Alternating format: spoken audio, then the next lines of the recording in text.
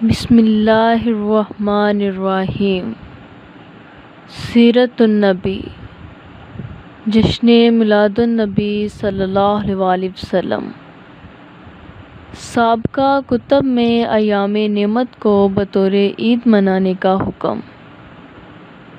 قرآن مجید نے تو ان نعمتوں کا ذکر اجمالاً کیا ہے تاکہ یہ تصور بطور سنت تازہ رہے، لیکن جن قوموں پر یہ نعمتیں نازل ہوئیں ان کی کتابوں میں یہ تذکرے بالتفصیل درج ہیں۔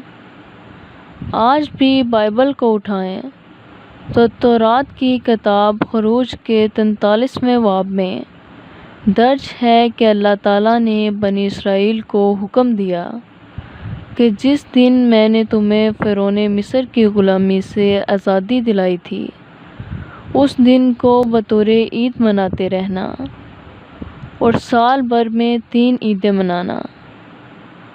اللہ تعالیٰ اس خوشی اور نعمت کے دن کو بطور عید خصوصی طور پر منانے کا حکم دے رہا ہے۔ بائبل کے اسی باب میں یہ بھی فرمایا گیا ہے کہ جس دن تمہارے خداوند نے تمہارے اوپر بادلوں کا سائبان بنایا اس دن کو 7 دن تک بطور عید مناتے رہنا، اور یہی اصول اور آئین تمہارے لیے نسل در نسل رہے گا۔ مزید یہ کہ ان 7 دنوں میں سائبان تان کر رکھنا تاکہ تمہاری آئندہ نسلوں تک اس سائبان کی نعمت کا تصور اچھی طرح منتقل ہو سکے۔ اور سائبان کا حکم اس لیے بھی دیا تاکہ لوگوں کو دیکھ کر خوشی اور مسرت ہو کہ واقعی یہ اتنی بڑی نعمت ہے، اور ساتھ ہی اس کا عملی مظاہرہ بھی ہو جائے۔ نعمتوں پر خوشی منانا سنت انبیاء ہے۔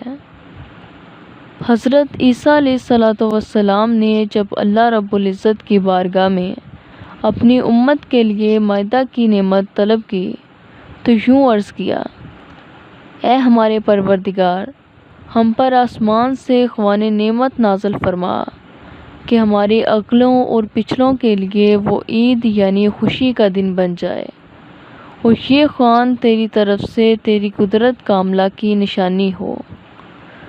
قرآن مجید نے اس آیت میں نبی کی زبان سے یہ تصور دیا ہے کہ جس دن اللہ تعالیٰ کی نعمت اترے اس دن کو بطور عید منانا اس نعمت کے شکرانے کی اعلیٰ صورت ہے۔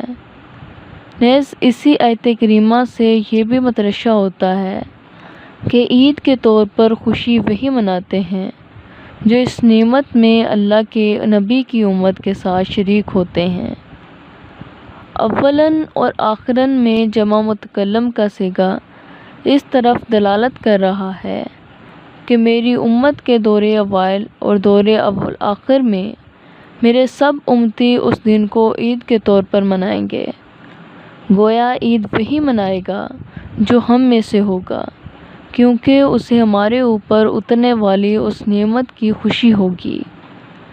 بالفاظ دیگر جسے اس نعمت کی خوشی نہیں ہوگی وہ ہم سے لا تعلق ہوگا، اور وہ اس دن کو بطور عید بھی نہیں منائے گا۔ اس شخص کو عید منانے کی ضرورت نہیں جو اس خوشی میں ہمارے ساتھ شریک نہیں۔ یہاں قرآن مجید نے اپنے دلوں کے احوال پرکھنے کے لیے ایک معیار دے دیا ہے کہ آپ بھی اولاً اور آخراً میں ہیں یا نہیں۔ وہ تو عیسیٰ علیہ السلام کی امت تھی، اور ہم آقا دو جہاں صلی اللہ علیہ وآلہ وسلم کی امت ہیں، اور اس پر مستزادیہ کے وہ مائدہ کی نعمت تھی، اور یہاں ولادت مصطفیٰ صلی اللہ علیہ وآلہ وسلم کی نعمت ہے۔ لہٰذا ہمارے لیے بھی یہی معیار قرآنی ہے کہ جب ماہ ربیع الاول میں حضور صلی اللہ علیہ وآلہ وسلم کی ولادت کے دن آئے یا عید میلاد آئے اور ہمارا دل خوشیوں اور مسرتوں سے معمور ہو جائے تو سمجھ لیں کہ ہم بھی اولاً اور آخراً میں شامل ہیں، اور اگر اس کے برعکس اس خوشی کے حوالے سے دل میں ہچکچاہٹ، شکوک و شبہات اور مزاحمت کی کیفیت ہو تو چاہیے کہ وہ شخص اللہ تعالیٰ کی بارگاہ میں توبہ کرے، اس لیے کہ یہ انتہائی خطرناک بیماری ہے۔ اس موقع پر حجتیں قائم کرنا اور میلاد النبی صلی اللہ علیہ وآلہ وسلم پر دلیلیں تلاش کرنا محبت کی علامت نہیں۔ اس لیے اہل محبت محبوب کے لیے اظہار محبت میں کسی دلیل یا حجت کے محتاج نہیں ہوتے، اور نہ وہ وہاں عقل سے فتوے دیتے ہیں، بلکہ اطمینان قلب کے لیے کچھ محبوب کی خاک بھی چھاننا پڑے، وہ اس کی نالین سر پر رکھنے کو مل جائیں تو وہ فی الواقع اپنے آپ کو تاجدار سمجھتے ہیں۔ بقول مولانا حسن رضا، سر پر رکھنے کو جو مل جائے نال پاک حضور صلی اللہ علیہ وآلہ وسلم، پھر کہیں گے کہ ہاں تاجدار ہم بھی ہیں۔ نعمت کا شکر بجا لانے کے مختلف قرآنی طریقے۔ نعمتوں پر شکر بجا لانے کی حکمت، وجوب اور سابقہ امتوں کے عمل سے اس کی کئی مثالیں گزر چکی ہیں۔ اب ہم بالاختصار نعمتوں پر شکر بجا لانے کی مختلف صورتیں بیان کرتے ہیں، جن کی سند بھی قرآن نے ہی فراہم کی ہے۔ شکریہ۔